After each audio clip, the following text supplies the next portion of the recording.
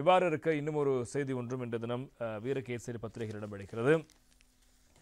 இலங்கை வரும் சீன அமைச்சர் யாழ்ப்பாணத்துக்கும் விஜயம் செய்வார் என்பது இன்றைய வீரகேசரி பத்திரிகையின் செய்தி.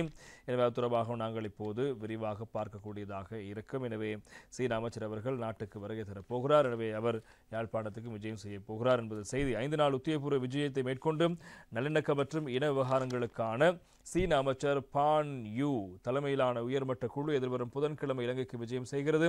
இந்த விஜயத்தின் போது ஜனாதிபதி அனுரகுமார் திசாநாயக்க மற்றும் பிரதமர் அருணி அமரசூரிய உள்ளிட்டவர்களை இவர்கள் சந்தித்து கலந்துரையாட உள்ளதோடு கண்டி மற்றும் யாழ்ப்பாணத்துக்கும் விஜயம் செய்வதற்கும் தீர்மானிக்கப்பட்டிருக்கிறது. ஜனாதிபதி ஷி ஜின்பிங்கின் அமைச்சரவையின் முக்கிய உறுப்பினரான பான் யூ சீனாவின் சிறுபான்மை விவகாரங்களை கையாள்வதோடு கடந்த ஆண்டு ஜூன் மாதம் சீன கம்யூனிஸ்ட் கட்சியின் மத்திய குழுவின் உறுப்பினராகவும் தெரிவு செய்யப்பட்டார்.